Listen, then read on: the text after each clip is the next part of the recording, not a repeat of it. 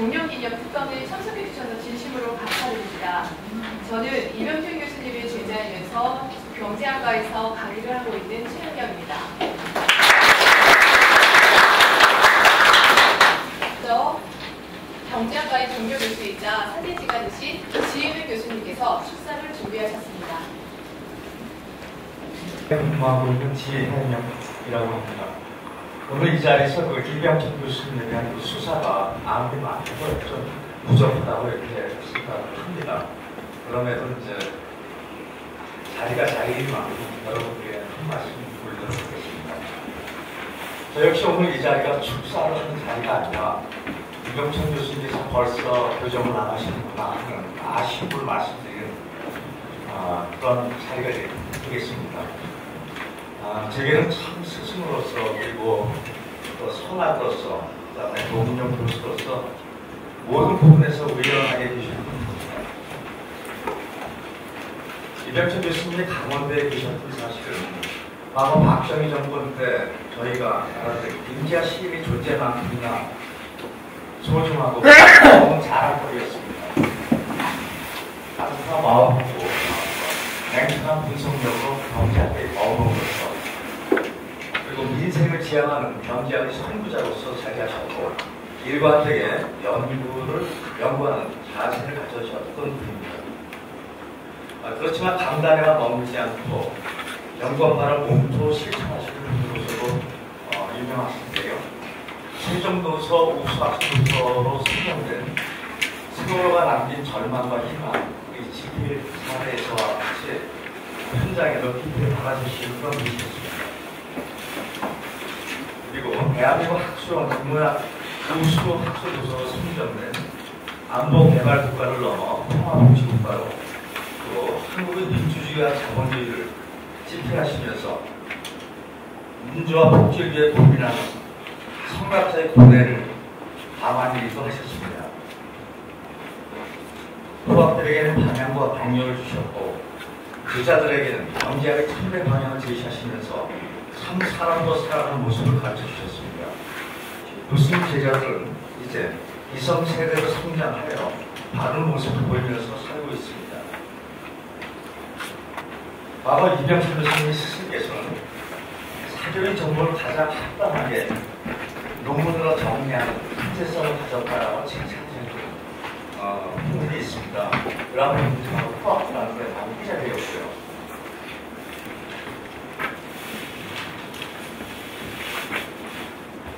제게는 학문에서의 반경과 편견을 고치도록 자상하게 가르쳐 주셨죠. 제 석사 논문을 꼼꼼하게 깨알같은 글씨로 수정을 해주셨던 기억이 있습니다. 학문적으로 전혀 성숙하지 못했던 제게 스승으로서 학문에 대한 자세를 보여주시던 분입니다. 후학들이나 제자들의 경제적 어려움들을 걱정하고 돌봐주셨던 자상한 분이시기도 합니다.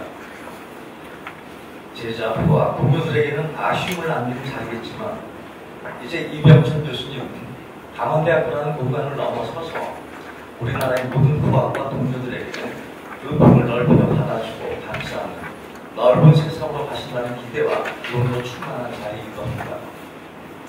비록 정년을 맞이하시나 학교에 계시면서 계속해서 제자와 후학들에게 바른 길을 제시해 주시리라 믿으며 보내는 아쉬움을 전합니다.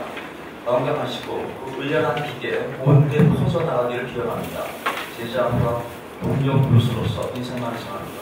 감사합니다.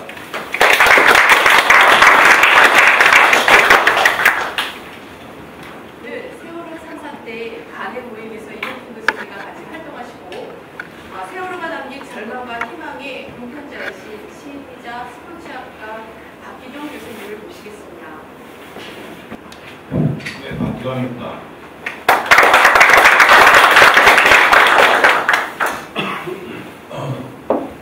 경영과 처음 들어갔는데 자취하면서 정말 좋습니다. 몇 년 전에 또 저희 프로체육과는 대단해서 좋았습니다. 혹시 선생님이 인사를 가지고 계시다면 제목이 세 번째 쪽이 사소한 것, 정리 정년을 거기에는 정년을 맞이하는 용대 이경선 교수를 위하여 하자마자 맞습니다. 딱 맞추셨습니다. 아, 예. 제가 총기 한번 들었던 건데. 네, 읽어보겠습니다. 이게 시인이 와서 읽으면서 시라고 하면 시입니다. 그리고 아니라고 하면 또 아닐 수도 있고요. 근데 선생님한테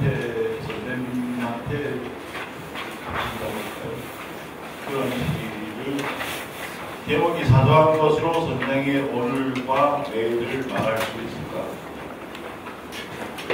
뜬금없이 등장한 저로 말할 것 같지만 순전한 초등 강원교사라는 제 저는 초등학교로부터 대학교까지 강원교사입니다. 단지 대학 때부터 전국적인 응모와 당성으로 시를 써온 것이 내 곳의 전부라고 하겠습니다. 요즘 2, 3년 사이에는 특히 세월호 관계 때문에 용재 선생과 비교도 가끔 만나서 각자 주고 싶은 책을 주고받은 적은 있습니다. 얼마 전에 학교 커피숍에서 용재 선생을 만났습니다. 고별 강연이나 적당한 곳에 써먹을 시 한 편이 필요하다는 것이었습니다. 시 한 편으로 뭔가를 할 수 있다는 그거야 제가 하겠다고 했습니다. 그 자리에서 머무를 정자와 정할 정자를 말씀하셨습니다. 정년할 때 정입니다. 제가 대학 다닐 때 벽서 최순순 교수님께 안문 강의를 듣기도 했고 벽서 선생이 퇴직하실 때 정할 정자를 쓰셨다는 기억이 선명하게 남아있습니다.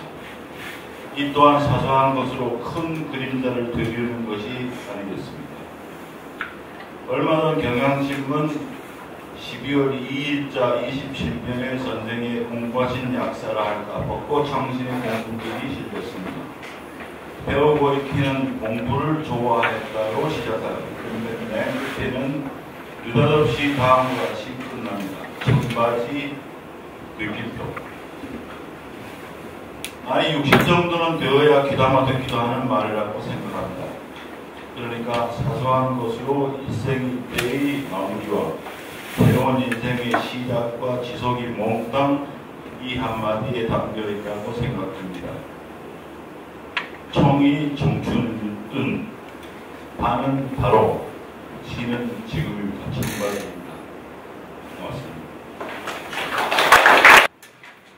벌써 겨울에서 고맙습니다. 겨울에 날씨가 차갑고 또 저녁 무렵이 돼가지고 힘든 시간인데 잘 같이 해주셔서 너무나 감사합니다. 감사의 말씀드립니다. 돌아보면 10년, 세 번 돌아보니까 30년. 돌아보면 일생이 된다라고 하는 말이 있었는데 과연 그러하다. 다시 생각하게 됩니다.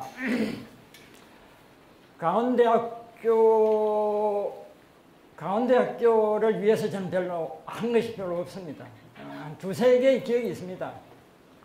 강원사 연구회를 강원대학교 재직 10년에 제가 강원대학교를 위해서 뭘 할 수 있나 생각을 했고 정년 퇴임하신 민경국 교수 등과 몇 사람의 핵심이 돼서 강원사회 사회를 조직했어요. 지금 매년 한 권씩 해서 10년, 한 10권 이상이 나온 걸로 알고 있는데 제가 초기에 중심되니까 다른 기억들이 조금 있습니다만 퇴임 조금 전에는 세월호 참사가 일어나기 때문에 그 참사를 전해서 꼭 이건 강원대학교만을 위한 건 아니지만 강원대학교에 사는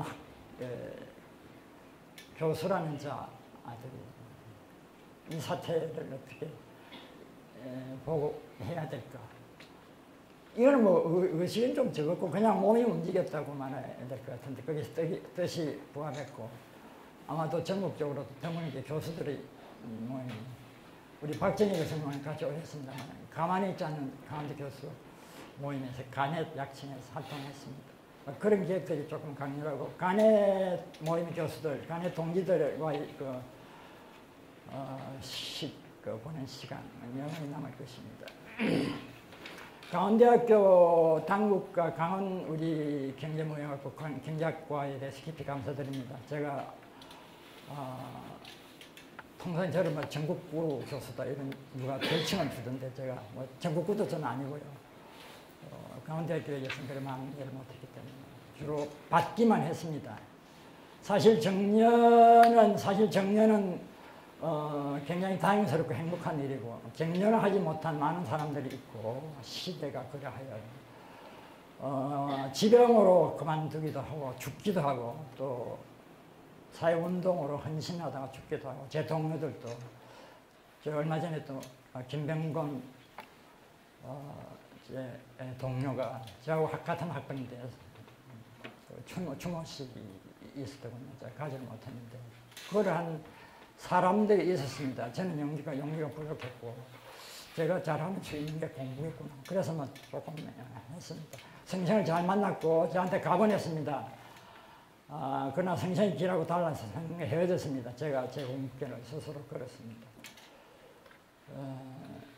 어려운 일이었고 그나마 그래도 제가 저희 페이스를 찾았다고 생각합니다. 그래서 앞으로 조금 하면 될 수 있지 않겠느냐 희망을 가져봅니다.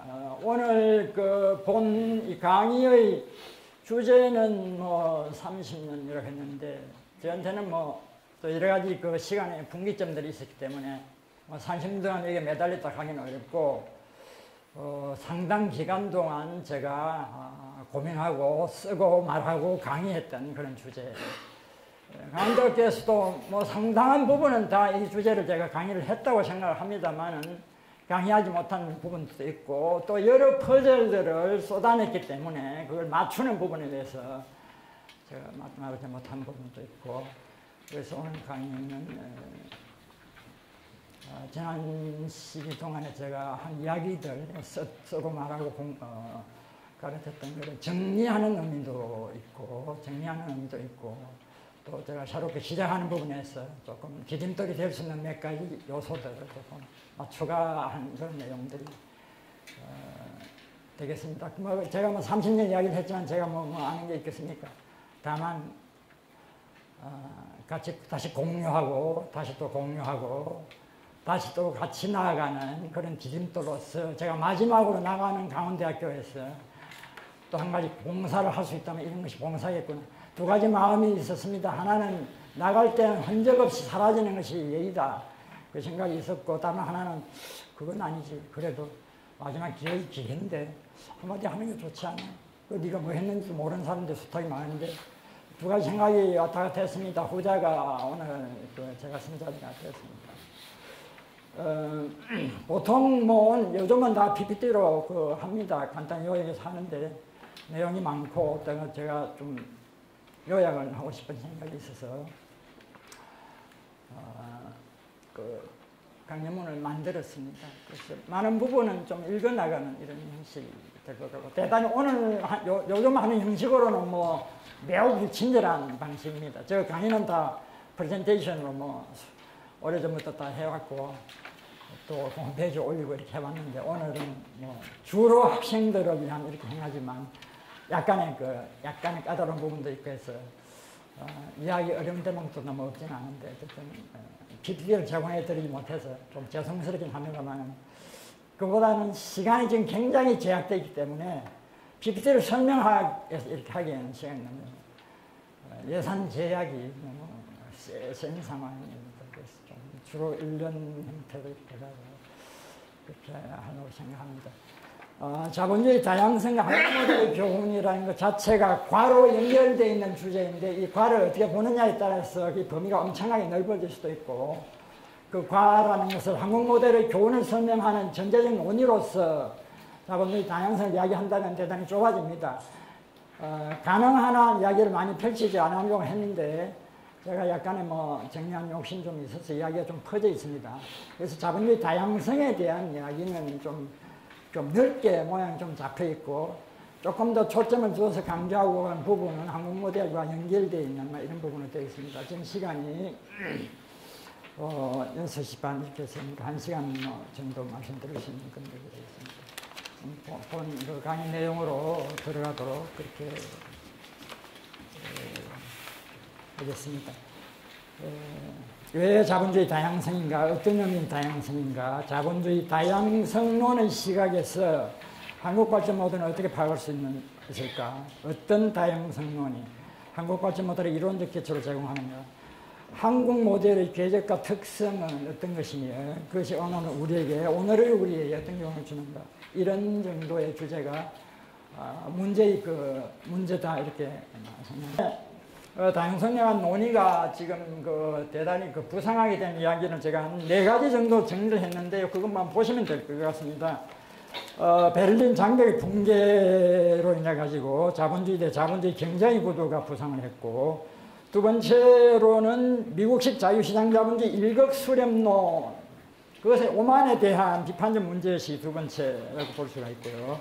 세 번째는 동아시아 기적, 그리고 이어진 동아시아 외환위기, 또 다른 한편으로는 이른바 체제전환 과정에서 러시아와 대비되는 중국 실험의 성공, 베이징 컨센서스라고 불리는, 그리고 또한 이 중국 실험 이후의 체제 진화가 자본주의 다양성론을 진전시킨 또 하나의 요인이었다라고 생각됩니다. 네 번째로는 조금 최근 이야기로 지금 가고 있는데, 이미 우리는 전후자본주의 황금기 시대를 이미 지났고, 지금은 불평등이 심화되고 불안정 노동이 만연하고 불안이 일반화된 시대를 살고 있습니다.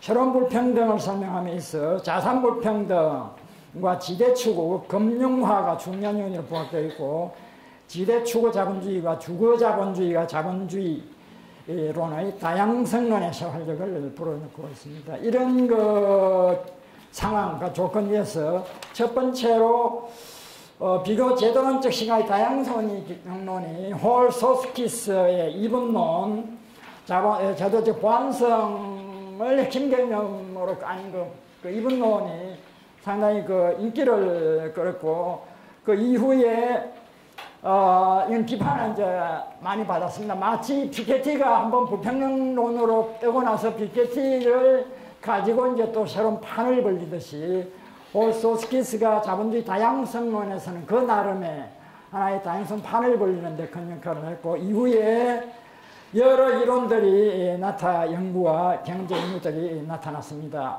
조절이론 쪽에 아마벌의 이론, 그리고 또한 코츠가 자본주의 본질적 특성은 축적에 대한 사적 자본 권력의 힘을 어떤 식으로 조정하는가라는 걸 중심으로 펼쳤고, 또한 폰투스한 이 사람은 이제 스웨덴 전공자인데, 조정시장 경제라는 것이 너무 퍼인 이야기다. 기본적으로 유럽식 사회적 시장 경제와 일본식 기업주의로 한번 나눌 필요가 있겠다. 이제 이렇게 했습니다. 이제 다양성론은 대개 이 틀 위에서 지금 많이 가고 있는데, 제가 3가지를 붙여서 다양성론을 확장시켰는데, 이거는 누구도 하지 않은 것입니다. 다양성의 주요 논자들이 보면 참 말이 안 되는 이야기를 한다라고 말할 수 있겠고, 저로서는 글쎄 꼭 그런 건 아니지, 각도를 달리하면 이런 이야기를 할 수 있는 거야 라고 하는 게 제 이야기인데, 이거는 한번 최초의 실험인데요. 한번 들어보시고, 자본주의 발전으로 갈 수도 있고, 역사가 들어오고 발전이 들어오고 그 원론으로 파고들 때 상당히 이야기가 재미있을 수 있다, 이런 생각이 깔려 있습니다. 발전론적 다양성론이 두 번째인데, 이것은 한국 모델과 직접적으로 가장 깊이 연결되는 논의들을 제가 몇 가지 지적을 했습니다. 잘 알려져 있는 것처럼 후발 발전론의 중거이론을 제시한 것은 거생크론입니다. 거생크론 이야기는 너무나 잘 알려져 있고, 제가 강의에서 워낙 많이 하는 이야기입니다만은, 거생크론은 균형적 대체, 제도의 균형적 대체와 혁신이라는 이야기를 가지고 후발성 이익론을 제시를 했고, 그렇게 함으로써 로스토적인 도약 조건론이나 마르크스적인 시초 축적론을 이야기하는 역사의 어떤 노멀한 발전 단계론을 곁들였습니다. 거생크론 이후에 이른바 포스트 거생크론의 발전론으로 대표적인 것이 잘 알려진 것처럼, 일본과 동아시아 경험에 기반 존슨의 개발국가론이 1984년에 나왔는데, 또한 암스테르담 후발공업화로 한국을 사례연구를 했던 89년의 저작이었습니다. 찰스 존슨은 4가지 유형을 제시를 했는데 그 중에 가장 두드러진 것이 자본주의 개발국가이고, 자본주의 개발국가를 한편으로는 미국식 자유시장 경제, 다른 한편으로는 국가 사회주의 계획경제 양쪽을 비판하면서 일본을 경험 사례로 깐 그것의 우월성을 들고 나왔던 가장 대표적인 84년에 최초의 그 이야기가 나왔습니다. 그런데 존슨이 한 이야기에서 잘 중복되지 않은 부분이 있고, 이는 존슨이 상당히 전략적으로 생각하는데, 존슨이 개발국가의 성공을 전면적으로 들고 나오면서도 이것이 위험하다라는 이야기를 부수적으로 한 적이 있습니다. 이건 다른 저작에서, 미티 저작에서는 84년 저작에서는 안 나오는데 그 위험성이 얼마나 중요한 이야기인데 그것을 제가 인용했습니다. 제 연구에서 다 한 이야기입니다만은. 두 번째, 그 3페이지입니다. 3페이지 보면은 맨 밑단에 인용문입니다. 인용문은 그 개발국가, 대표적으로 그 독일, 일본 모델이 얼마나 위험한 모델인가를 말해주고 있습니다. 그렇게 해서 이거는 그 보수적 동맹이 영구적 권력 집권을 하려고 하는 그런 어떤 그 특성을 깔고 있는 모델이고, 그렇기 때문에 민주적 발전을 저지하는 모델로서 이후에 파시즘과 군국주의 발전을 위한 비옥한 토양을 제공하는 모델이다라는 대단히 중요한 이야기를 합니다. 그렇게 해서 독일, 일본에서 민주주의 저발전이 두 개의 세계대전을 이야기했고 그 전범국가 모델을 나왔다는 이야기를 굉장히 요약하고 있는데, 이 부분을 부차적으로 지적하고 있습니다. 왜냐하면 존슨은 개발국가 모델이 성공했다는 걸 전면적으로 이야기하고 그쪽으로 그 자기의 그 위치를 얻었던 사람이기 때문에 이거는 좀 부차적으로 밀려났습니다. 저는 그 부분을 전면적으로 들고 나왔습니다. 제 몇 년의 연구들은 어떻게 보면 12년, 20년 동안의 연구는 그 이중성을 들고 나왔던 연구다라고 이런 틀에서 그렇게 말씀드릴 수가 있는데, 그래서 제가 제 지적을 하나 했습니다. 저는 존슨이 부수적으로만 지적하는데 거친 독일, 일본, 그리고 한국 계보, 통상 비스마르크, 메이지, 박정희 모델이라 부르는 그 위험성을 더 깊이 천착하고 그 발전 붕괴의 다양성에 대해서 설명했습니다. 그래서 독일이 그리고 일본 이후에 어떻게 나아갔는지를, 그리고 어떤 조건과 어떤 역량의 형성 속에서 나아갔는지를 설명했습니다. 그 다음에 암스테르단에 대한 이야기인데, 암스테르단은 잘 알려져 있는 이야기고, 암스테르단이 무도아시아의 당근이라는. 암스테르단은 학습을 통한 산업화 양식을 제기를 했고요. 그리고 후발성의 불이익을 극복하기 위해서 시장에 맡겨서는 안 되고 이른바 게팅 프라이스론이라고 하는 이야기를 했고요. 상대가 비틀고. 그리고 가장 잘 알려진 이야기는 국가가 보조의 반대급부 특혜가 되는데, 그 실적 기준이라는 규율을 행사하는 것이다라는 이 규율론이 국가의 자본규율이라는 이야기가 가장 각광을 받았습니다. 그 다음에 제가 발전론적 다양성론으로서 9개 이야기를 들고 나왔고, 9개에 대한 제가 몇 년 전부터 9개에 주목을 했는데, 이거는 뭐 세계적 학자이고 지금 돌아가셨죠. 일본 모델을 기반으로 해서 일본에서 노벨상이 나왔으면 이분이 받았을 것이다. 우자와하고 이 두 사람이 받았을 것이다 라고 이야기하는 아주 뛰어나신 분인데, 이분의 연구 중에 9개의 연구 중에 지대론의 발전론적 재구성을 통해 현대 동아시아 국가의 압축 성장의 성공 여부를 설명했습니다. 지대론이라는 것이 지금 대단히 중요한 주제가 되어 있는데, 국가 주도로 지대를 창출하고 분배하는 이른바 지대 운용 체제가 굉장히 그 성장에 기여하는 그런 제도가 될 수가 있다. 9개 되면 스티글리츠와 협력하면서 정보경제 기교제도 분석 기반을 두고 국가가 자본에 대해 특혜지대 제공의 대가로 경제 성과 규율을 부과한다는 이른바 조건부 지대 컨틴전트 렌트론을 제출했습니다. 그럼으로써 지대 개념을 발전론적으로 재구성을 하고 동아시아 성장을 설명을 했습니다. 그런데 9개는 좀 미묘한 그 이야기를 하고 있는데, 9개는 개발국가론이 국가 능력을 과신한다고 한편으로 비판을 합니다. 비판하고 존슨, 암스테르단이 다 비판을 한편으로는 또 하고 있는 걸 볼 수가 있습니다. 그러면서 국가가 민간제도 능력의 성장을 낳는 이른바 마켓 인행싱이라고 하는 이야기를, 이거는 뭐 월드뱅크에서도 나왔던 거 책자인데, 거기서 그 이야기를 했습니다.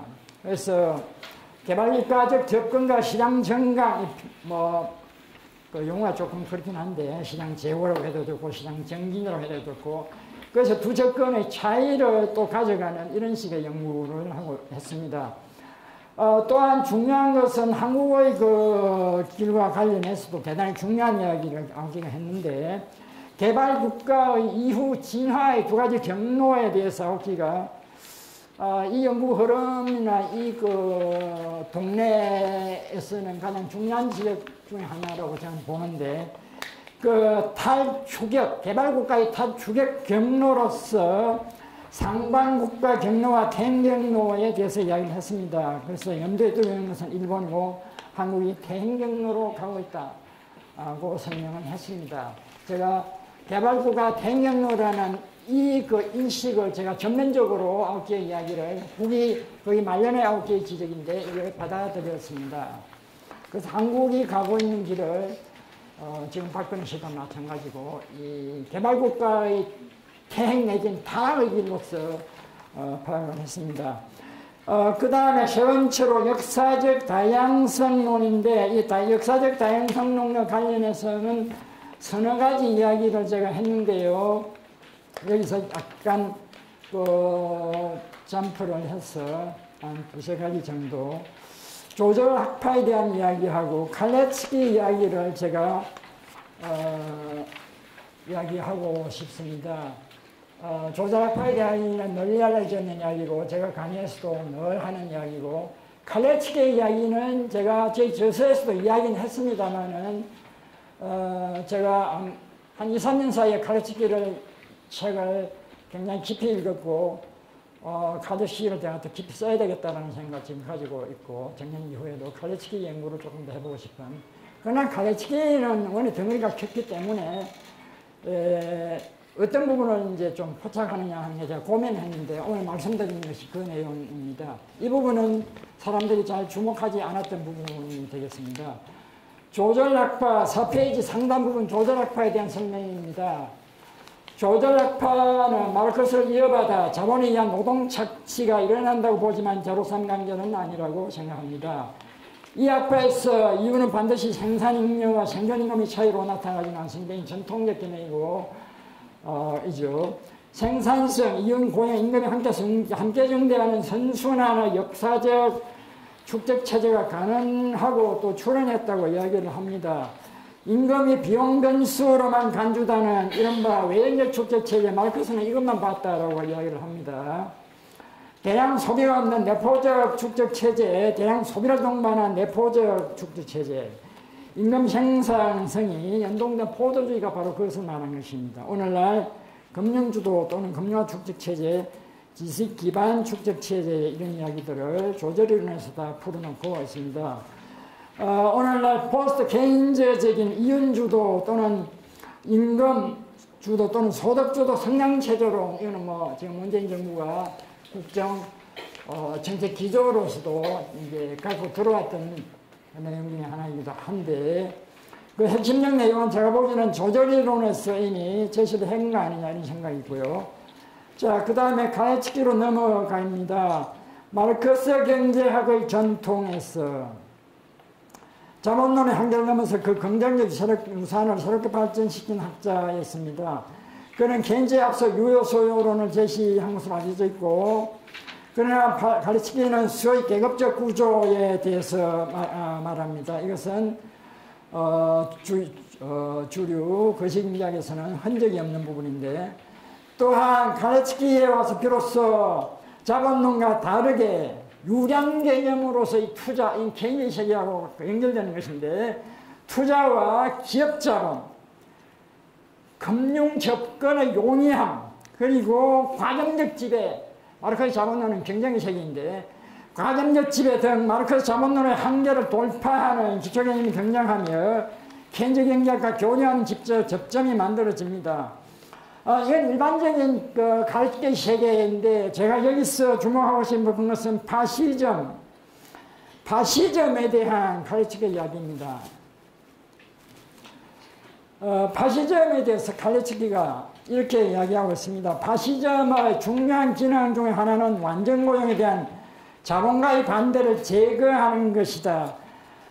파시즘 국가기구는 대기업 간의 파트너십, 대기업과의 지배동맹을 구축하는 통제 체제이지만 자본가를 규율한다라고 말을 합니다.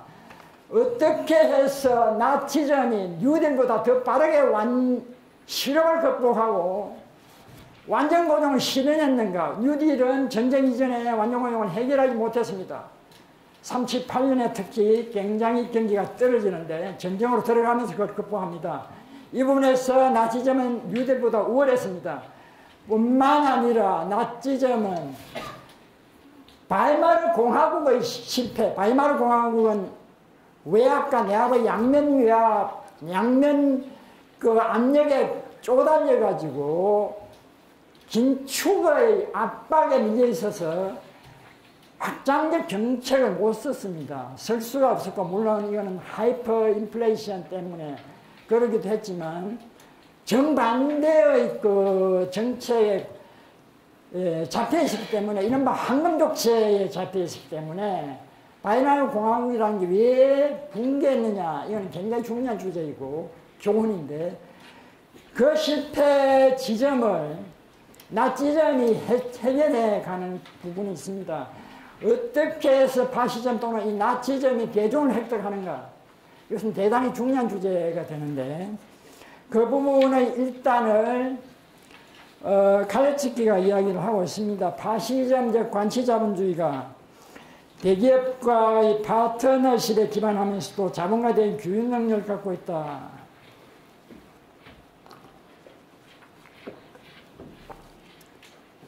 이는 관치자본주의가 시장자본주의 및 민주적 자본주의에 대해 어떤 강점과 약점은 자기 파괴성입니다. 무장으로 가서 자기가 붕괴하는 전범국가 떨어지는 자기 파괴성, 이거는 약점이라는 표현이 하지만 그러나 강점을 가지고 있습니다. 그 강점과 약점을 동시에 짚고 있는 실로 뛰어난 통찰이다. 이 부분은, 그리고 이 부분이 제가 개발독자를 설명하는데 굉장히 중요한 이론사적 실마리를 준다. 이 가르치기 통찰과 개발독자가 어떻게 연결되느냐라는 이 부분을 좀 주목해 주시면 좋겠습니다. 설명이 더 많이 필요한 시간이 제가 좀 제법 쓴 편인데요.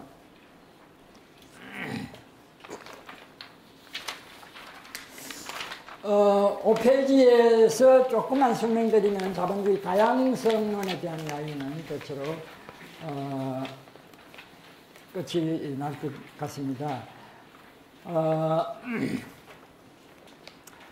제가 그람시 폴란이 이야기를 했습니다. 그래서 5페이지 맨 상단에 이로써 카우츠키의 파시즘에 대한 통찰로서 우리는 앞서 암스텐, 아웃기 등과 함께 국가의 자본주의를 설명하는 매우 중요한 이론적 자산을 가지게 된다라고 제가 정리를 했습니다. 그 다음 마지막으로 원론적 다양성론이 되겠습니다.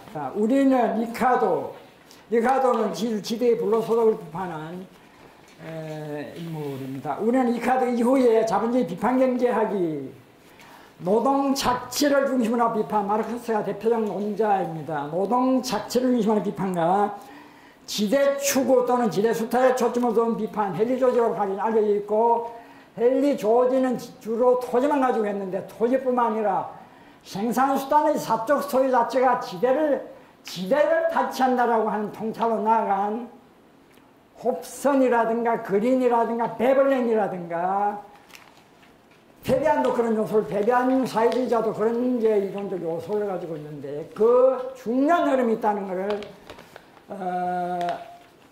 다 알고 있는 사람이 상당히 많은데 저도 이게 중요하구나. 그래서 리카도 이후에 자본주의 비판의 두 계보가 정리되어야 된다라고 하는 생각을 가지게 됐습니다. 그러면서 지대추구 불평등 문제가 세계적 이슈로 부상한 오늘날 자본주의 비판경제학의 두 계보로 비교 검토하는 매우 중요한 과제이다. 피케티는 부의 불평등을 세계 시민적 이슈로 끌어오는데 크게 기여했으나 하였으나 그의 자본의 개념은 매우 흐릿하다. 이건 저도 쓴 바 있습니다. 그의 자본의 개념은 매우 흐릿하고 뭉뚱그리한 집계 개념인데 이론적으로 매우 취약한 사람이다. 그러나 그는 300년 이상의 역사적 자료를 들고 나왔기 때문에 도저히 무시할 수 없는 스타로 부상을 했습니다. 그러나 자본 개념은 이론적으로 매우 취약하다. 자본 개념이 흐릿하다는 비판을 받았습니다. 대표적 예로는 부와 자본제를 구분해야 한다는 스티글리츠의 비판이 있습니다. 스티글리츠는 이론적으로 비판했고 최근에 또 지대 문제를 가지고 전면적으로 다양문과 논문을 써내고 있고 마르크스적 비판으로서는 피케티에 대한 대기자 합의 비판이 중요하고 여타 많은 사람들이 비판하고 있고 최근에 한국에서도 번역되었습니다만 애프터 피케티 이후에 굉장히 많은 연구들이 쏟아져 나오고 있습니다. 자본의 개념, 자본주의 개념 자체 내부로 더 파고 들어가 그 복합적 구조를 읽어내야 합니다. 물론 지혜 추구, 수답 세력과 노동 착취, 배제 세력은 서로 동맹할 수 있습니다. 이 포인트는 대단히 중요합니다. 왜냐하면 이것은 잘 지적하고 있지 않기 때문에 그러나 양자는 동맹할 수 있습니다. 그리고 두 계보의 비판경제학은 이전처럼 반목하지 말고 헤디어즈는 소수파로 밀렸고 또 조지가 매주 협소하기 때문에 생각이 상생 협력으로 합니다. 나머지는 이제 폴라니 이야기하고 마샬 이야기를 했는데 시간 제약상 폴라니 이야기에 대해서만 한마디를 하겠습니다. 폴라니는 제가 마르크스의 한계를 읽은 이후에 굉장히 많은 연구에 접하면서 아주 그냥 무식하게 이것저것 읽은 가운데 선별해서 폴라니가 나의 친구구나 라고 해서 제가 얼마 전에 폴라니의 인간의 살림살이를 수년에 걸쳐서 붙잡고 있다가 마지막으로 번역을 출간했습니다.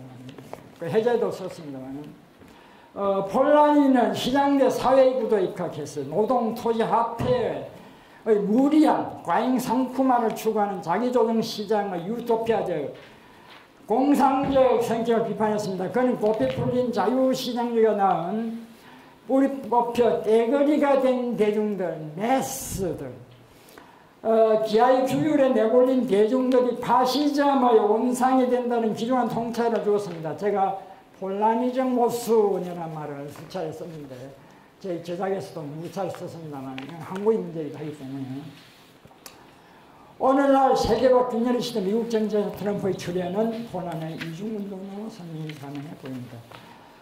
이 정도로 해서 자본주의 이론의 다양성에 대한 이야기는 대충 이 정도로 거치도록 하고 6페이지에 제가 표를 하나 만들어놨는데 아마 경우에 따라서는 이 표를 제가 PPT로 띄워가지고 설명을 드릴 수도 있었습니다만 어쨌든 참고로 하시면 조금 도움이 되지 않을까 생각합니다. 7페이지 보시면 칼레츠키의 자본주의는 요점을 요약한 부분이 있으니까 참조하시고 한국 부분으로 오셔가지고 한국 부분은 한국 발전 모델은 두 가지 정도로 나누어서 설명드리겠습니다.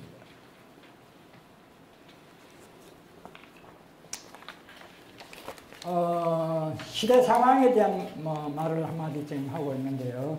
민주화 30년 박근혜 대통령의 비정상적 중도 퇴장은 나라 같은 두 가지 실패를 의미한다.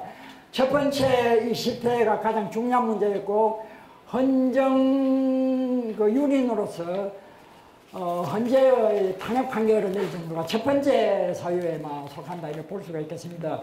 국가 권력 기구 유례없는 사유화와 자의적인 오남용, 기초적인 절차적 공공성의 붕괴, 재벌 삼성을 비롯한 재벌의 정경유자, 추악한 정실자본주의 및 비리 세습자본주의 타락, 이는 한국개발주의 태행령로의 막장력이자 민주화시대 유신 강화 적폐 부활기의 실패를 의미합니다. 동시에 수구 보수의 무능력과 허약함을 여지없이 폭로했습니다. 두 번째는 10% 독식하고 박근혜 대통령 주푸세로 얽혀된 것을 이야기한 것처럼 다수의 약자는 더 깊이 시장화, 너프로 빠져들게 함으로써 불평등이 심화돼도 풀어주기식 몰아주기와 낙수효과, 낙수효과 방식으로 파이를 치고 나누는 문제를 해결하고자 하는 대기업 주도, 수출 주도, 부채 주도 무책임 자본주의 전략이 실패했음을 말합니다. 그러나 이번의 문제는 아직 전면에 부상하지 못했습니다. 여러 가지 사안 때문에 이거 자체가 지금 문재인 정부가 끌어안고 있는 이 문제를 풀기 위한 그런 상황이 됐습니다. 바꿔 말하면 박근혜 체제는 박정희 체제의 신자유주의적 재림이라고 할 만한 극우 방공 개발주의 나쁜 것과 신자유주의 나쁜 것의 악조합이라고 할 만한 그런 성격을 가지고 왔습니다. 박근혜의 추락은 박정희 신화에도 대타의 사격을 가했고 동반 추락을 가져왔습니다. 박근혜 국정농단과 헌정유리는 박정희 유신체제의 유신적폐의 부활과 같은 성격을 갖고 있었기 때문에 그 동반 추락은 당연해 보입니다. 두 번째로 박근혜 비정상적 국정농단은 또 하나의 효과를 낳았습니다. 97년 이후 민주정부 10년과 그 이후 수구보수 10년의 차이도 분명해졌습니다. 고용 불안, 저성장, 양극화는 97년 이후 연속성을 갖습니다. 저는 97년 체제라는 말을 쓰는데요. 그렇지만 적어도 기초적인 절차적 공공성 면에서 직접 구분이 필요하다. 많은 사람들이 박근혜의 중도퇴장, 박근혜의 중도퇴장한테 박정희가 죽었다 이런 식으로 간단하게 이야기를 합니다. 제가 이견을 갖고 있는 부분입니다. 어떤 박정희가 죽었는가, 어떤 박정희가 죽었는가, 박정희의 의견은 좀 더 복잡해 보입니다. 두 번째 문제는 민주화 시대는 박정희를 넘어서는 어떤 사회인에 대안을 세웠는가 하는 부분이 있습니다. 그래서 그 두 가지 이야기를 나누어서 제가 이야기를 하고 있습니다. 제가 생각하기에 박정희 체제는 다음과 같이 삼중의 속성을 가졌다. 이렇게는 사람들이 잘 파악하지 않았던 것 같습니다. 그 사람들의 이야기를 받아들이되 우리는 우리 역사를 알고 그 역사 위에서 말하고 우리 이야기를 해야 합니다. 제가 생각하기에 박정희 체제는 첫째, 동아시아 고성장 모델을 공통된 국가주도 후발 발전 모델. 이것은 동아시아 기적에서 일반적으로 말하는 그 스토리를 갖고 있습니다. 두 번째는 독일, 일본의 계보로 있는 반동적 근대화, 전범국가로 나아갔던 국가 민족주의가 자기 파괴의 길을 걸었던 그 두 번째 모델의 성격을 다른 방식으로 박정희 체제도 가지고 있습니다. 세 번째는 6.25 전쟁 경험과 남북대결주의가 응축된 거구적 강공한국가 모델이라고 제가 이름 붙이는데 이것은 독일, 일본과도 또 다릅니다. 독일, 일본은 물론 그들도 전쟁을 했지만 우리 현대사에서 8.15 이후에 남북 전쟁과 같은 그런 전쟁을 하지는 않았습니다. 이 전쟁의 처음은 독일, 일본, 한국이 어떻게 다른 길로 가게 됐느냐. 똑같은 장원홍선이 이야기한 것처럼 개발국가 모델을 공유하면서도 어떤 다른 길로 가게 됐는가라는 것을 설명함에 있어서 대단히 중요한 역사적 변수입니다. 첫 번째 부분은 널리 알려져 있는 부분이기 때문에 국가가 기업가적 능력을 가졌다. 산업정책과 금융통제를 무기로 민간 자본의 투자 결정에 대해 중량의 투자를 유도했습니다. 성과 기울이 부과된 조건부 지대, 조건부 특혜를 제공하면서 국가와 자본 간의 파트너십을 구성했습니다. 등을 비롯해서 이런 요소들은 너무나 많은 연구가 되어 있고 저도 연구를 받아들였고 그에 대해서 이론적인 이야기도 했고 실제 연구를 했습니다. 중요한 것은 두 번째, 세 번째를 같이 이해하는 것입니다. 두 번째, 삼종의 속성 중에 두 번째,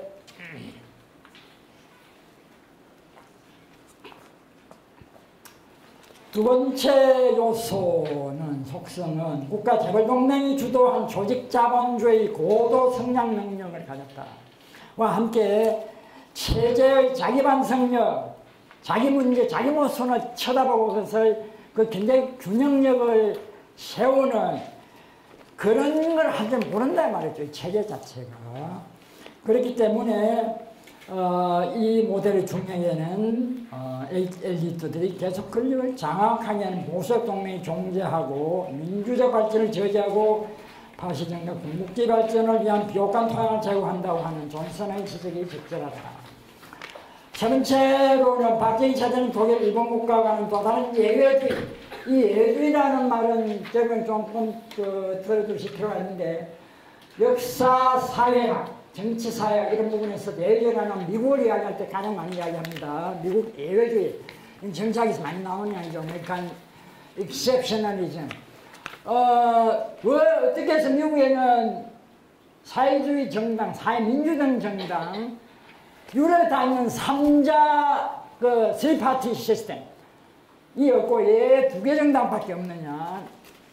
그게 이제 중요한 질문 중에 하나인데 그래서 처음부터 그랬다. 미국은 뭐부터 시작해서 너무나 많은 노동의갑이 있었죠. 뭐 이런 이야기에서 굉장히 많은 예외주의란 말이 중요할 필요한데 한국은 한국의 독특한 예외주의적 성격을 가졌다. 한국은 6.25 전쟁을 치렀습니다. 박정희 체제는 전쟁 체험을 활용했고 남북 재결주의와 적대적 공생을 고취했고 체제 및 권력 안정을 도모했습니다. 그리고 냉전 반공의 아래 국가 안보라고 하는 말은 남북 간 대결뿐만 아니라 내부의 적에 대한 배자 의갑을 의미했습니다. 유신 체제는 북한과 대결 속에서 그것을 닮아감으로써 거기에는 북한 요소가 스며들어 있습니다. 이거는 이종석 교수가 제가 했던 2003년인가에 했던 책인데 개발독자 박정희 시대 책인데 그게 공동연구로 썼던 집필 그 논문인데요. 거기서 지적을 한 부분입니다. 저는 이 표현을 약간 바꿨는데 유신체제에는 종목적 요소가 들어있다. 이건 굉장히 대단한 말인데 제가 처음 이 표현을 쓰고 있습니다. 박정희 체제는 이와 같은 삼룡혐의에서 극우 반공적 개발주의 체제였으며 이 매우 예외적인 체제가 성장 기적과 적폐 축제와 이중적을 연출했다. 박정희 체제에 대한 저희 총괄적 정리가 되겠습니다. 자, 마지막 이야기 토막인데요.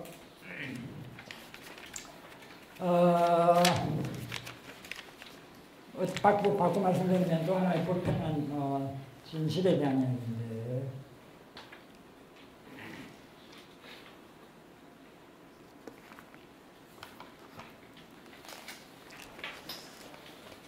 민주화 이후 한국 자본주의 모델의 발전적 진화 위에 가장 중요한 도전적 과제는 국가 역할을 재조정하면서 어떻게 효과적인 재벌 규율 제도를 수립하고 경제와 균형이 있는 탈추격 조정 시장 체제를 만들어낼 것인가 하는 것이다. 이것이 제 생각입니다. 앞서 본 대로 칼레스키는 파시전적 관시자본주의가 대기업과 파트너십을 구축한 노동 억압체제이면서도 완전고용을 추구할 수 있었고 자본에 대한 규율력을 갖고 있을 반면에 민주주의 아래서는 국가가 자본가들의 스트라이크, 자본 스트라이크를 규율하기 어렵다고 지적을 했습니다. 국가의 자본 통제 능력이라는 측면에서 파시전적 관체의 강점과 민주화시대 민주정부의 공정을 잘 짚어주고 있는 말입니다. 민주화가 연생국가를 가져올 수 있다. 이건 제가 여러 논문에서 왜 민주화시대가 이렇게 될까라는 것을 고민한 가운데서 몇 차례 지적을 하고 글을 썼던 대목이 되어 있습니다. 칼레츠키를 직접적으로 연결시키는 부분은 많이 하지 못하고 오늘 이 자리에서 그걸 직접적으로 연결시키고 있습니다. 국가 재벌 동맹의 권력 집중과 정경유착, 그래 외부자를 차별하고 배제하는 폐쇄성이 워낙 강력했던 한국의 권위주의적 개발주의 모델의 경우에 특히 민주적 규율력이 성장하기 곤란했습니다. 동아시아 다른 나라들과 비교해서도 한국의 개발 국가 체제가 제도 형태의 발전적 진화의 경로로 나아가는 것은 상당히 좁았던 것으로 보입니다. 그래서 제가 민주화 10페이지로 넘어갔어요. 10페이지로 넘어갔어요. 민주화 시대에 를 되돌아볼 때 사회적 측면에서 대안이라고 하는 걸 우리가 생각한다면 두 개의 대안이 나타났다 이런 생각을 갖게 됐습니다. 우리는 87년 민주화 이행 초기 노태우 시기가 보수적 계획대안으로서 다원적 개발주의라는 대안, 그리고 97년 외환위기 이후에 김대중 노무현 시기가 중도 자유주의 개혁대안으로서 자유점이라 했는데 뭐 플러스로 해도 좋겠습니다. 자유복지주의 대안을 남겼다고 생각합니다. 이 다원적 개발주의라는 말을 이해하기가 쉽지는 않은데요. 제가 이 말을 찾는데도 고생을 많이 했습니다. 이 말은 기본적으로 일본의 경험이 깔려있고 일본 경험에 대한 제가 아까 말씀드린 아오키 교수, 마사히코 아오키 교수의 일본 그 정부 발전 모델의 진화에 대한 정리를 들여다보고 한국을 그러니까 비교하면서 때가 만들어낸 저희 개념화인데 이거는 뭐 지금 시험 도중에 있습니다. 개발주의를 완전히 뛰어넘지도 못하고 그렇다고 해서 종래와 같은 국가 재벌 동맹의 수직적 폐쇄적 틀 속에 다 갇혀 있는 건 아니고 이걸 일정하게 깨뜨렸다. 그 다원적 이해가 민주화의 압력 속에서 그게 접속됐다. 그래서 수용됐다. 이런 내용이 핵심 내용입니다. 그 내용을 몇 가지로 정리할 수 있고 이게 의외로 모양이 나쁘지는 않았구나. 노태우 시기는 뭐 엉망의 시대입니다. 막판에 어쨌든 뭐 협상에 갇혔고 내용 때문에 그래서 어두운 부분이 있고 그런 부분에서 또 박정희의 어두움을 노태우도 같이 가지고 있고 이런 것인데 다른 측면에 대한 이야기를 제가 하고 있습니다. 대안의 관점에서 그래서 민주화 시대가 도래함으로써 노동층은 기업주의의 한계 속에서도 단체 교섭으로 자본층과 마주했습니다. 은행을 통제하면서 여신관리제도에 의해서 재벌형 규제력을 여전히 가졌습니다. 이거 그리고 세 번째 가장 잘 알려져 있는 것인데 토지공개념 3법, 토지공개념 3법을 제정 시행했습니다. 대외 개방을 전략적으로 관리했습니다. 세계화 시대가 아직 본격적으로 도래하지 않았습니다. 토지공개념 3법, 이거는 대단히 깊이 의미해야 될 부분인데 물론 당시에는 많은 비판을 받았습니다.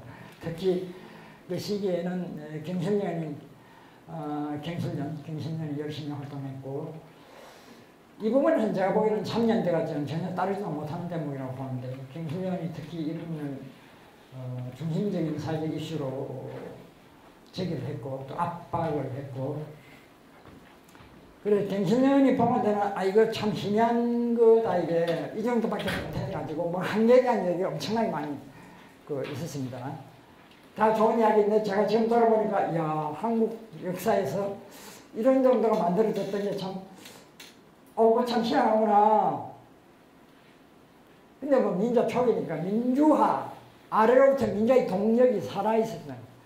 그 세계화에 대한 시장의 압력에 아직은 휩쓸려 들어가지 않았다. 그 민주주의 말은 말이 일정하게 시민사회와 대중을 잡고 있었던 이런 초기 시기. 사실은 이 토지 공개념의 문제는 한국 헌법에서도 많이 돌아올 필요가 있습니다. 제가 한국 헌법에 대해서 굉장히 민주화가지고 글을 하나 쓴 게 있는데 그것도 상당히 고심해서 쓴 겁니다만 제가 한국 헌법의 그 역사적 그 조건, 이전에 뭐가 있었고, 뭐가 만들어졌고, 뭐가 잘려나갔고, 이후에 어떻게 변했고, 119조라는 게 이게 물건이 어떤 물건이고, 그런 내용으로 제가 쓰는 글이 있습니다.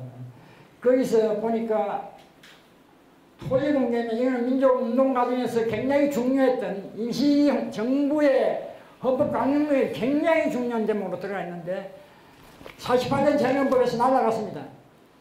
그래서 이후에 토지 공개념, 농지개혁하고 다른 문제입니다. 도시 토지가 중요한 문제인데 농지개혁은 도시를 다루지 않습니다. 그렇죠? 그래서 이 부분은 일본이 이제 토지 공개념이 희미하죠. 그래서 부동산 문제가 엄청나게 사기 이슈가 되고 일본의 뒤길을 따라가는. 어쨌든 노태우 시기라고 하는 그런 의미에서 볼 때 토지개혁 3법 이후에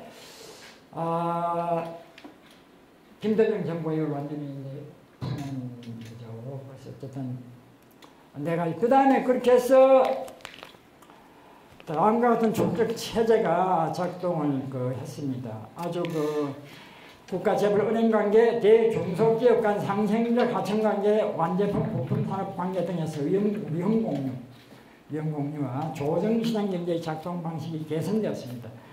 재벌주도 고부재 고투자 체제가 굴러가면서 노동시장 유연화가 있게 되었고 괜찮은 일자리가 지속적으로 증대되고 실질 임금이 상승했습니다.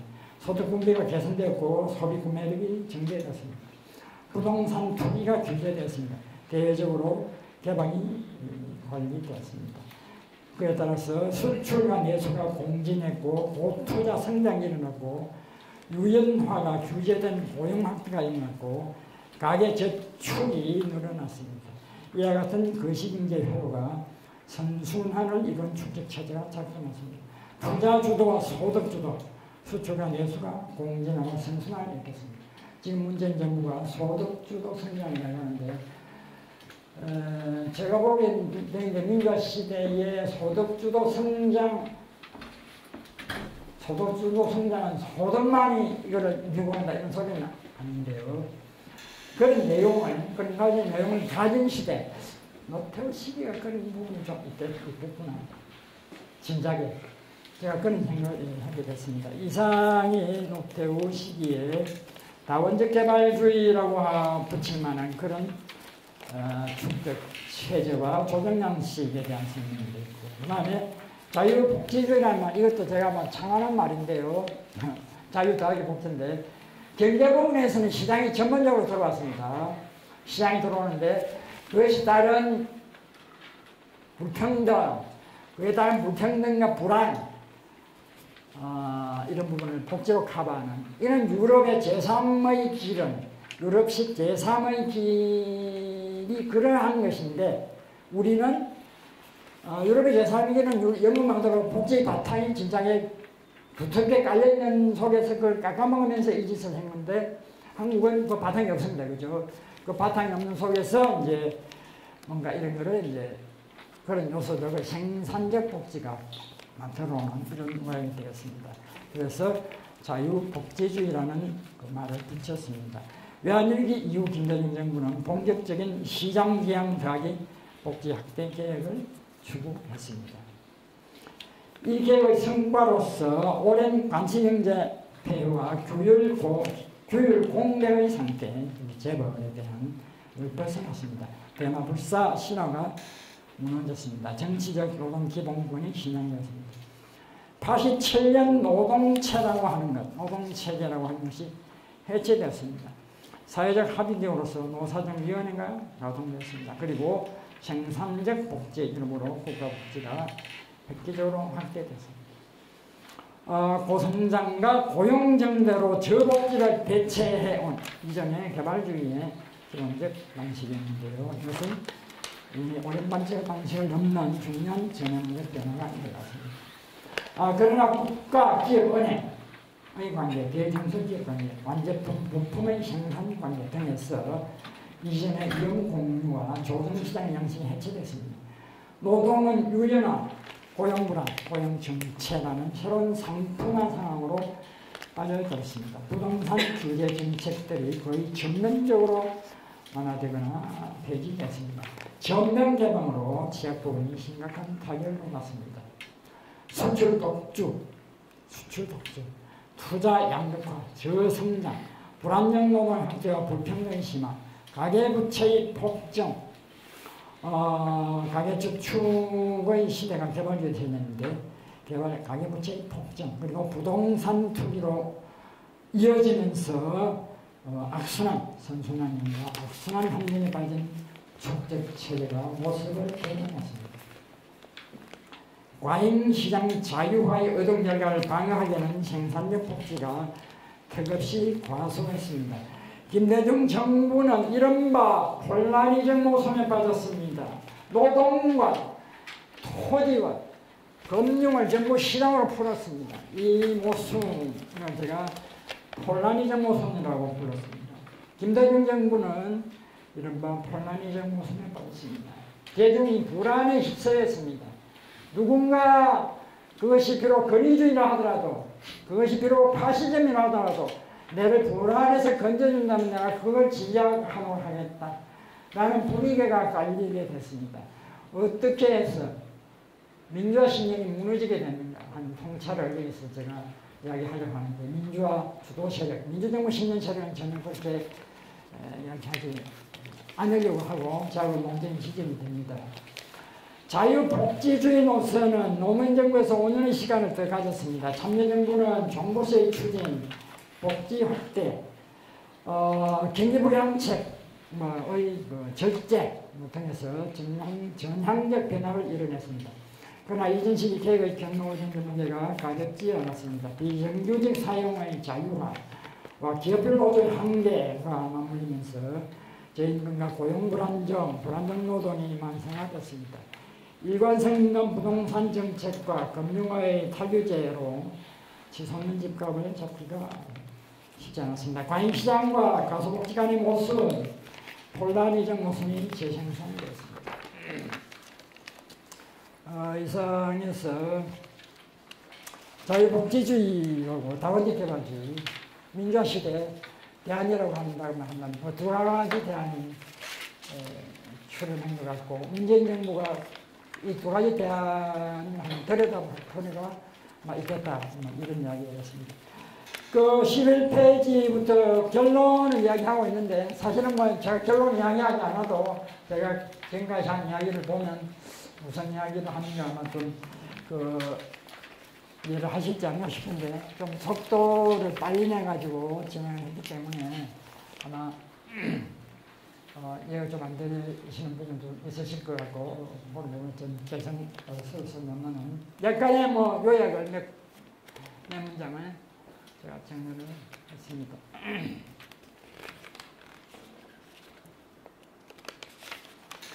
현대 한국은 산업화 민주화라는 후반 이중혁명. 이중혁명은 홉스봉이 하는 말. 후반 이중혁명. 후반 이중혁명. 제가 이 표현을 짜겠습니다. 현대 한국은 산업화 민주화로 후반 이중혁명의 관문을 성공적으로 통과했습니다. 이는 실로 큰 성취이고, 식민지를 겪은 나라들, 이런 성취를 이룬 나라들이 많지는 않다. 드물다. 이런 실로 큰 성취며 긍정적 유산입니다. 후발국의 수출 경쟁력도 가고 있습니다. 이거는 성과의 열쇠, 그리고 또 우리가 경쟁력을 가졌으니까, 물질적 경쟁력을 가졌으니까, 강원대학교에서도 외국 학생들이 많이 옵니다. 또 한국이 어떻게 해서 성공했나, 성장이 성공했나, 어떻게 부자가 됐나, 배우러 또 옵니다. 학생들 있고, 또 관료들도 오고, 이야기거리가 있다라고 좀 생각하고, 대조해요. 이는 실로 큰 성취의 긍정적 유산이다.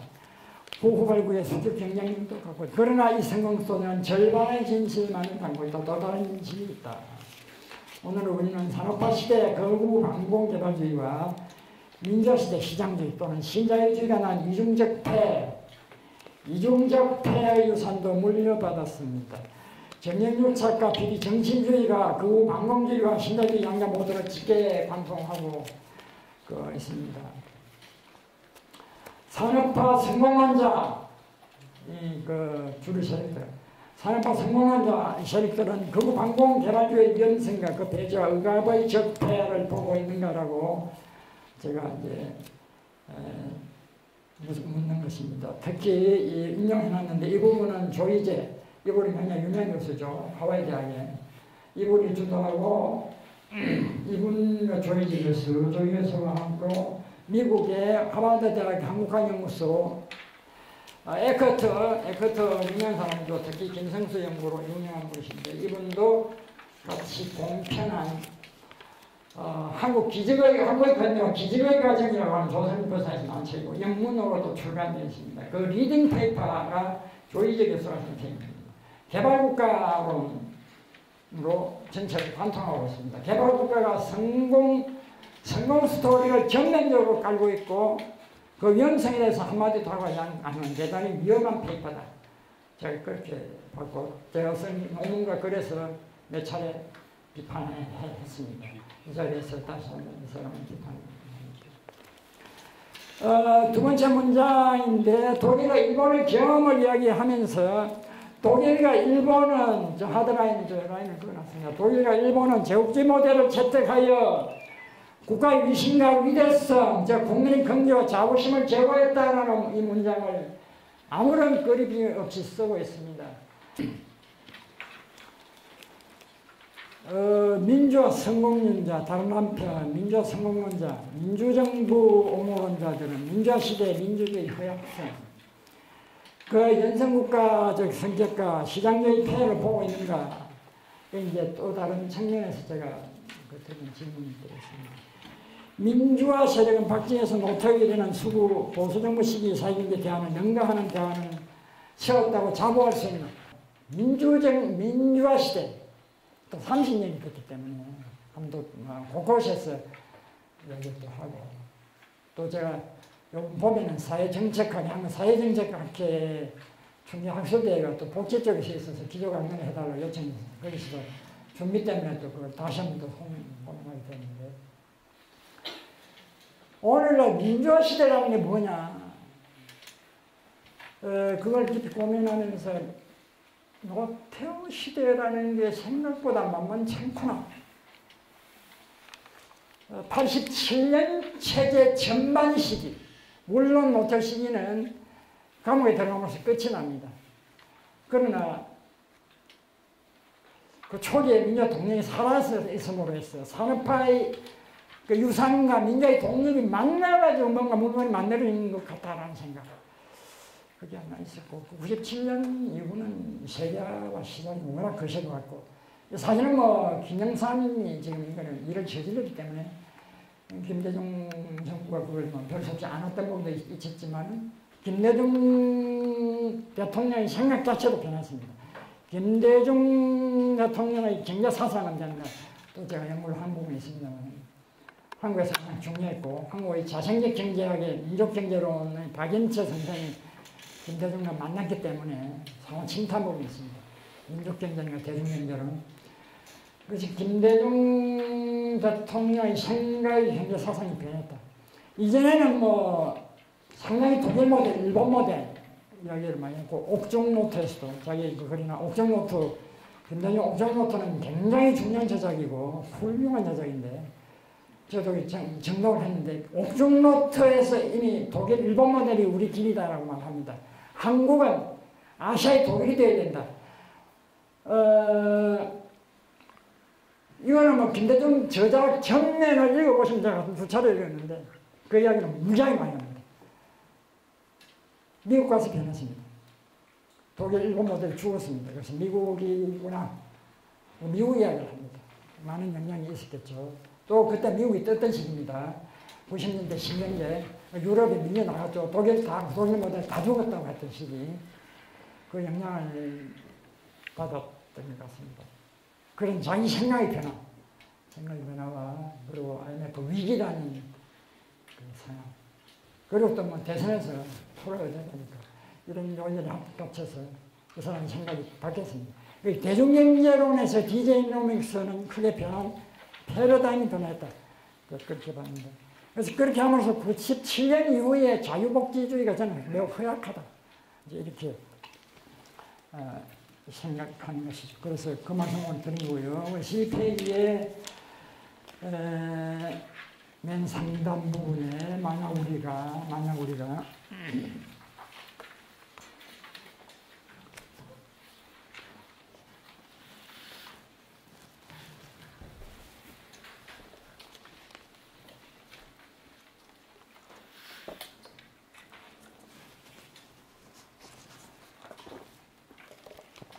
만약 우리가 97년 이후 10년 자유복지주의에 대한 이제 김대중 노무현식인데요. 80년 초기 다원적 개발주의에 대한 능가한다고 말하지 못한다. 저는 능가하지 못한다. 능가하지 못할 뿐만 아니라 이건 제가 소극적으로 선택하는데 생산체제면에서 뒤떨어진다. 솔직히 말하면. 그리고 복지 지표가 못합니다. 이거는 뭐 요즘 뭐 20, 30년 그림 그리는 게 워낙 많이 추세가 됐는데 그리면 떨어지면 안 됩니다. 불평등 지표 장기 추세를 보면 97년 이후의 지표는 훨씬 떨어집니다. 성장도 떨어지고 저성장 불평등의 악순환. 정치적 민주화, 연민정부 시대가 매우 질적으로 떨어져 여러 가지 요인들이 있고 그 요인들을 가지고 논의를 해야 되는데 어쨌든 간에 못한다면 이런 민주의 중요한 역설이자 민주의 역설을 설명하는 이런 요소들을 설명은 또 카우츠키 그 역설, 카르키즈 역설 설명드리는 것입니다.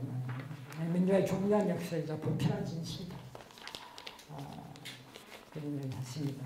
4번 저 번호가 조금 마지막에 좀 그런데 4번, 5번 정도 하면 이제 강연이 끝날 것 같습니다. 시간이 많이.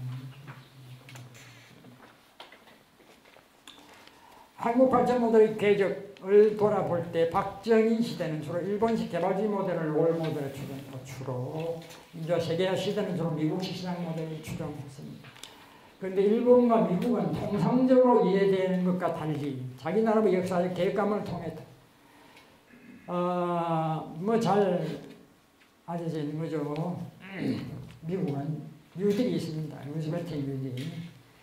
자기 나라의 역사적 계획감을 통했다. 그 진취적 계획 유산은 이후 시장 시대에 그들이 시련을 견디게 하는 바탕이 되겠다고 볼 수 있다. 그러나 한국 모델은 일본, 미국이 가졌던 그런 진취적 계획 시기와 제도와 관문을 통과한 적이 없습니다.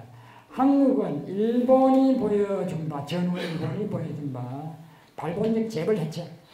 미군정기에 일본의 재벌 해체는 세계당 역사상 가장 급진적인 조치이고 이런 해체가 이루어진 곳이었습니다. 유럽에서도 없었고 물론 미국의 루즈벨트 시기 그 이전에 진보개혁 시기 좀 과격하게 했는데 일본의 재벌 해체 같은 것은 아니고 유럽의 대표적인 세대마다 강한 대격과 강한 노동의 타협한 체제였고 그랬습니다. 한국은 일본이 보여준 바 발본적 재벌 해체, 고용 안정 및 현장 노동자의 관리적 승진, 이거 한국에도 없는 거죠. 주거에 관한 기업 규율, 이거 한국에도 없는 거죠. 집단 교섭권 보장 및 성과 공유제, 지금 한국 이거 해보려고 난리를 치는데 뭐 거의 그 병아리 눈물 같은 거죠. 집단 교섭권 보장 및 성과 공유제를 한 대중소기업 간 이중구조 해소.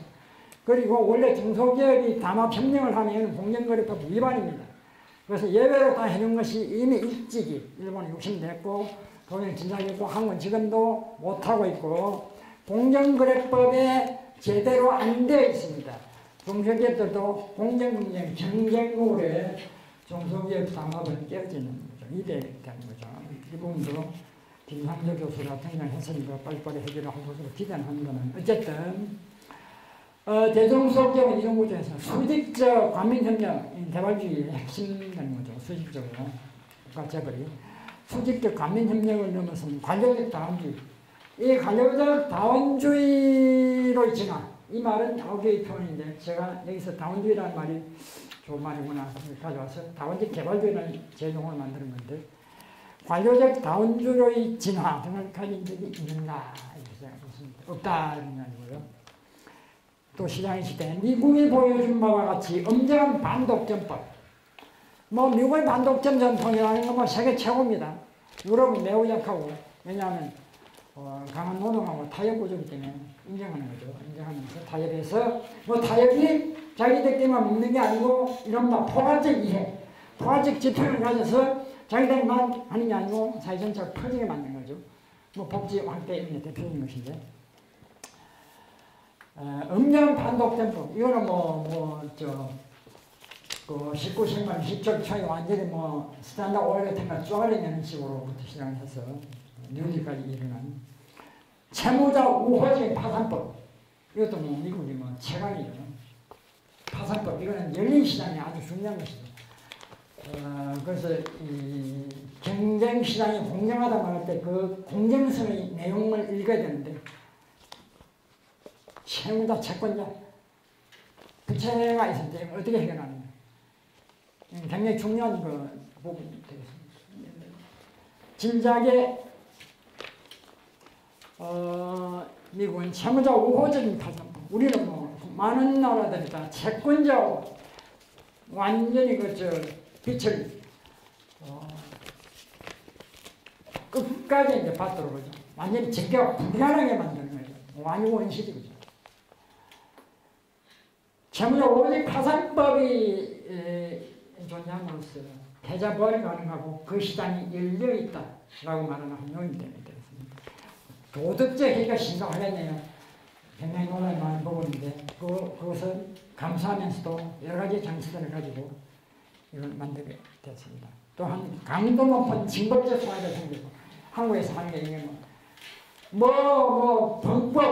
법을 적용하고 법에 서는 모든 추악한 행동들이 재벌 총수들의 이런 게 벌금이 얼마 안 돼요. 벌금이 얼마 안 돼요. 그리고 휠체어 타고 나와.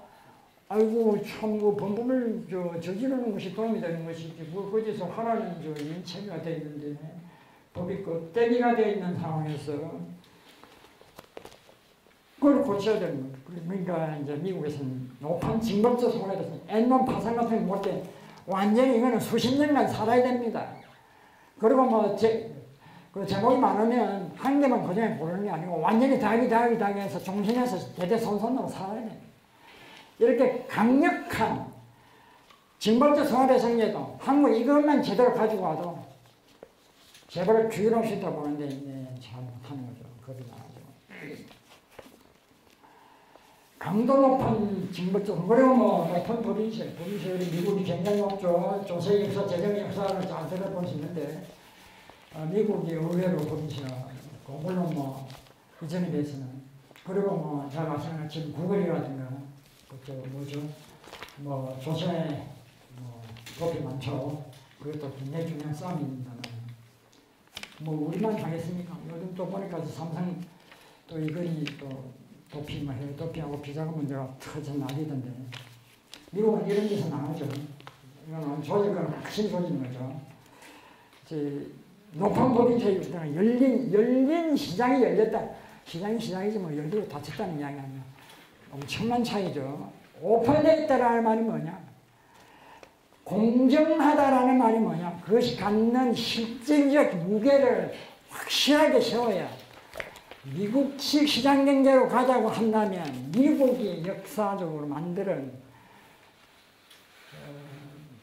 진보적 계획주의 시대와 뉴딜 시대 그것이 이후에 많이 깨졌다 하더라도 그 유산을 같이 가져와야 맞는 거지. 그리고 그 이전에 여러분 아시겠지만 미국은 그 이전에 이른바 진보적 자유주의 시기 이전에 북초부터 제퍼슨적 진보적 공화주의 유산이 소생산자 공화국을 만들어야 된다는 모든 시민적 주체들이 자산적인 독립적 기초를 가져야 한다는 강력한 굉장히 민주주의 정신이 있습니다. 그 기반에서 미국 시장 경제가 굴러가고 있는 것이고 미국이 어떻게 해가지고 중소기업이 강하고 실리콘밸리가 꽃을 피우느냐 그 역사적 토대와 그리고 그 기반에서 한 배후에 있는 것처럼 보이는 국가의 강력한 역할을 이해하지 않고는 그것을 이해할 수가 없습니다. 한국이 시장의 시대에 미국을 본받도록 한다면 제대로 미국적인 것을 가져와야지. 그것도 하지 못했다. 일본을 모방하는 시대에 일본이 그랬던 개혁일을 전혀 하지 않고 않았다. 이런 이야기입니다. 그럼으로써 요컨대 한국은 자신의 역사에서 민주적 자본주의 중매점을 가지고 있는가. 이건 저것도 제가 논문을 쓴 건데 이 주제만 가지고 논문을 퇴임 직전에 논문을 썼습니다. 모든 주요한 선진국으로 간 나라들이 자기 역사에서 자기 길을 가면서 자기 나라가 중거가 되는 계획의 자기의 스탠다드를 가지고 있습니다. 글로벌 스탠다드가 아니라 자기의 스탠다드를 가지고 있습니다. 다른 나라만 이야기하지 말고 자기의 스탠다드를 우리가 세웠느냐라고 제가 질문을 드립니다. 그래서 그렇기 때문에 한국 우리의 헌법은 어떻습니까? 그 이후에 우리가 걸어간 길에서 우리는 어떤 시간자로 생활을 했는지 그것을 봐야 된다. 이렇게 질문을 하는 것입니다. 이제 마지막 이 부분은 뭐 문재인 정부가 관련된 마지막 부분이었는데 이 얘기를 시간도 몇시 반쯤 되어서 촛불 이후에 촛불 시민혁명 이후에 항우의 탈출객 대항마대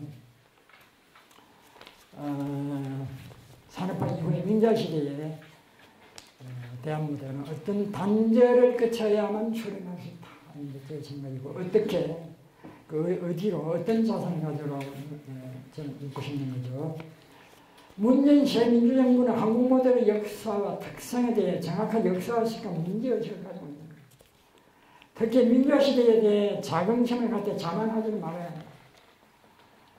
합니다. 새민주정부는 민주화 시대의 불편한 인식을 교훈으로 삼고 자유복지주의 한계를 극복하는 길로 나가야 합니다. 강력한 민주정부로서 담대함을 보여줍니다. 칼치케가 말하기로 민주주의는 파시즘보다 강자를 규율하는 데 허약하다. 엄청나게 중요한 진실을 말하고 있습니다. 이건 세계 민주주의와 장미 역사가 말하는 바이고 한국 역사도 그걸 뼈저리게 겪었습니다. 민주주의가 취약하다. 국가가 연성한 경쟁인 겁니까? 뭐 투표를 하고 선거도 표를 얻어야 되니까 재벌이 주도하니까 재벌이 성장을 해야 재벌이 투자를 해야 성장이 되니까 성장해야 뜻고물이 나오고 대중이 표를 주니까 너무나 빤한 스토리입니다.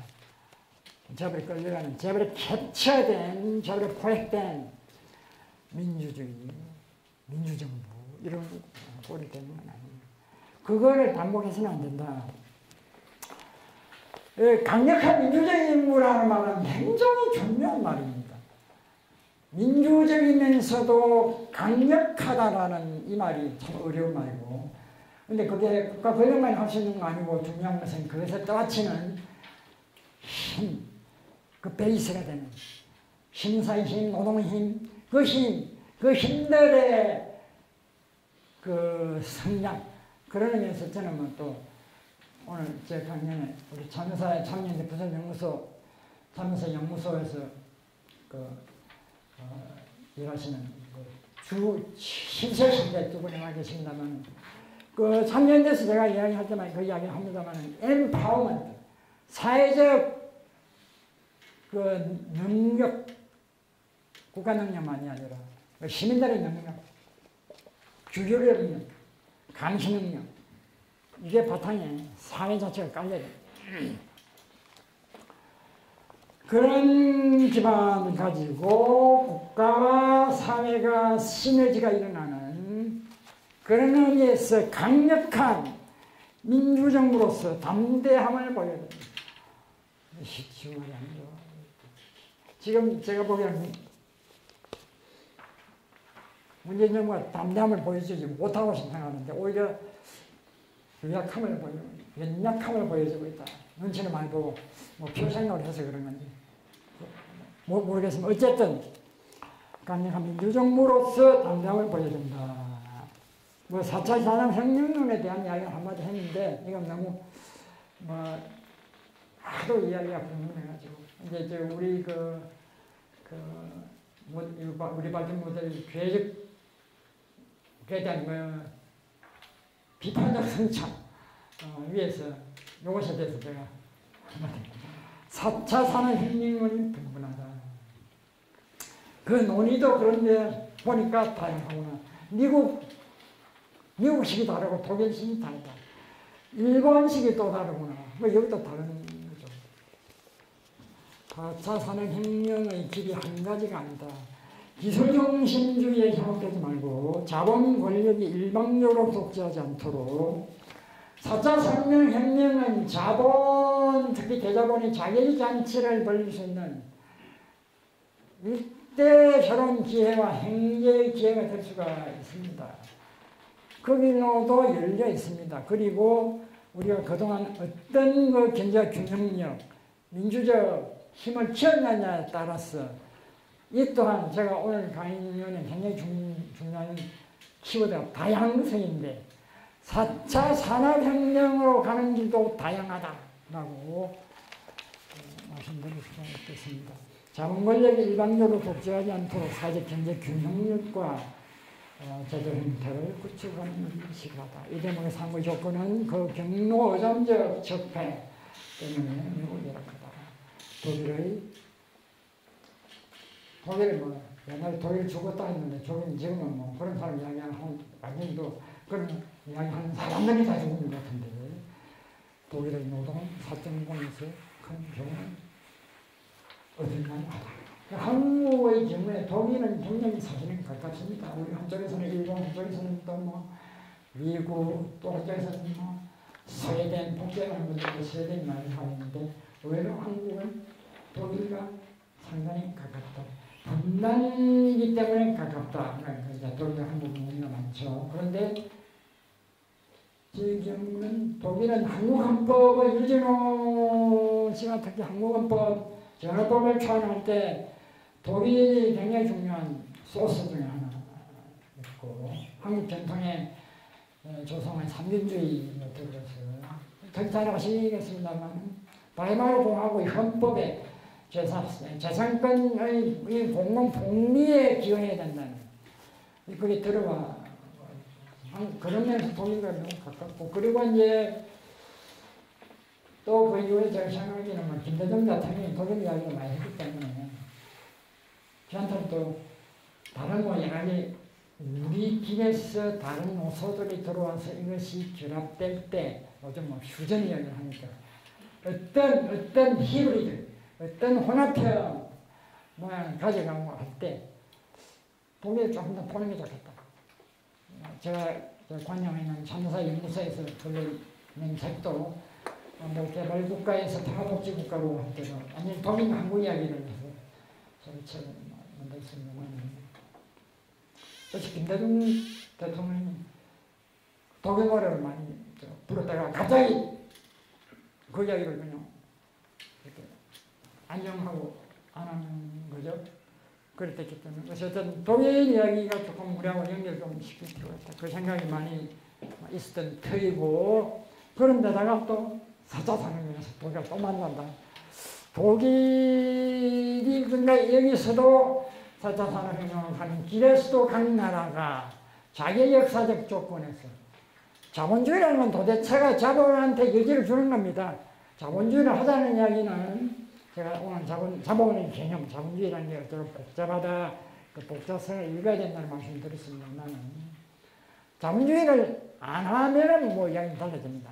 그러나 자본주의를 하자고 할 때는 자본에 여지를 줘야 되는데, 그리고 이윤과 인여를 얻도록 자본의 자유를 줘야 되는 것입니다. 그러나 그게 자본주의로 같이 가는 것인데, 근데 그렇게 고삐를 어떤 식으로 잡느냐라는 것이 문제이고, 그래서 자본주의와 민주주의가 만나서 갈등하고 그 이중운동을 벌이는 근대 이래의 치열한 세계적 역사와 각 나라의 역사가 전개되게 되는 것입니다. 4차 산업혁명으로 가는 길에서도 각 나라가 자기 역사에서 어떤 조건을 가지고 어떤 민주적 경제력을 가지고 이 길을 가느냐, 이것이 하도고 우리 질문이다. 그렇지 않다면 칼포라니가 너무나 뛰어나게 통찰했듯이 산업혁명으로 가는 길에서 효율성과 성장이 매우 높아졌으나 그것에 지불한 인간적 상처가 너무나 커서 인간이 자기의 주체성을 잃었다라고 뿐만 아니라 바로 그것이 깊이 깔림으로써 파시즘에 끌려갔다. 이게 포라니가 놀라운 무서운 통찰입니다. 제4차 산업혁명, 뭐, 이게 2, 3차가 뭔지 모르겠으나, 어쨌든 파동이 있는 것인데요. 여기서 우리 경제력을 어떻게 만들어내느냐. 이게 우리 운명이 갈린다. 우리 각각 개인뿐만 아니라 이 사회가 가는 길이 갈린다. 그래서 기술 중심적인, 현혹되지 말고, 내몬되지 말고, 그 기술을 둘러싼 권력의 관계와 그리고 제도의 형태들. 이 제도가 왜 중요하냐면은 사회라는 게 제도의 구성물이기 때문에 제도를 가지고 살아가기 때문에 이 관계의 내용물이기 때문에 어떻게 만드느냐 이게 중요합니다. 페이스 투 페이스가 아닌 이상에 항상 인간과 인간의 관계는 제도 제3항을 어떻게 만드느냐 하는 문제를 가지고 싸우게 되는 것인데 그래서 어떻게 제도 형태를 만들 것인가 이것이 화두가 되고 뭐 시간이 내용이 많은 너무나 많은 이야기를 어떤 부분들은 또 많은 부분들은 제가 연구를 해왔고 또 개인 연구뿐만 아니라 동료하고 같이도 했고 또 강의했던 부분들 정리를 좀 드리는 부분입니다. 또 어떤 부분은 제가 좀 새롭게 좀 찾아서 그런 부분을 좀 집어넣습니다. 그래서 또 퇴임 후에 다시 좀 새롭게 출발해보려고 하는 그 디딤돌 같은 부분도 좀 들어요. 어떤 부분은 뭐 이야기를 하다 보면 제가 나이가 60, 지금 퇴임은 65 됐는데 이야기하다 보면 제가 안 하려고 엄청 노력하는데 약간 흥분해가지고 그래서 오늘만 제가 나름 크게 그래 흥분하진 않았다고 생각하는데 어쨌든 뭐 그런저런 이야기가 비빔밥이 돼가지고 이야기를 드린 셈이 됐습니다. 아까 수행할 때 우리 박기동 교수님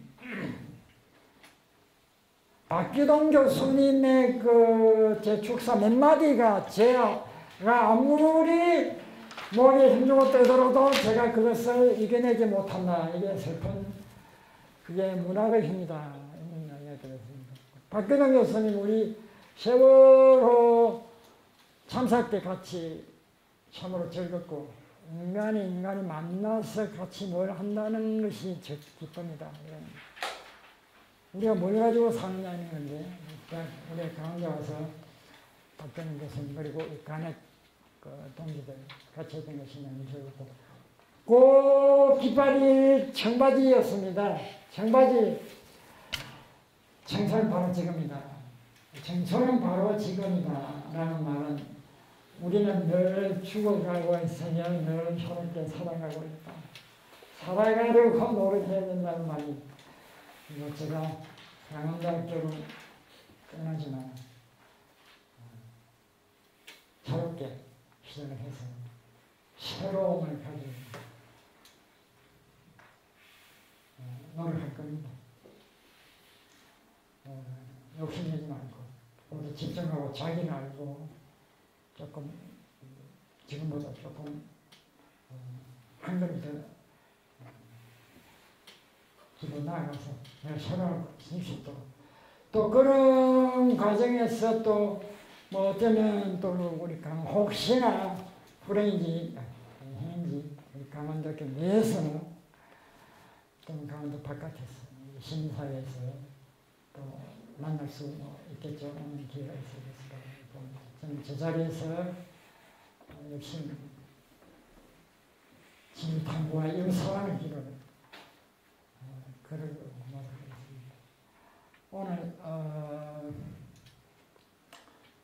저 추운 날씨에 늦은 배가 고프시죠? 그런 날씨에 함께해 주셔서 너무나 감사드립니다.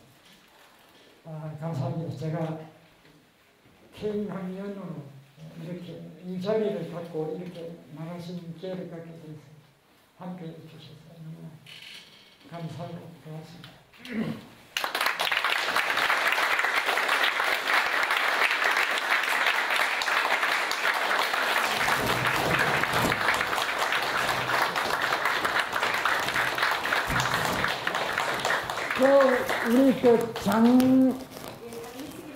우리 장미수 선생님은 요번에 제가 대학원감님을 저녁에 5분, 6분 이렇게.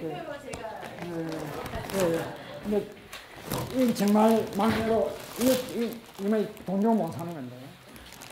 이거 강의를 같이 했어요. 굉장히 어려운 강의를 했는데 뭐 시간이 저한테 있으니까 별 이야기 못하는데 뭐 굉장히 재미있게 배운 강의 중에 아주 재미있게 너무 감사합니다.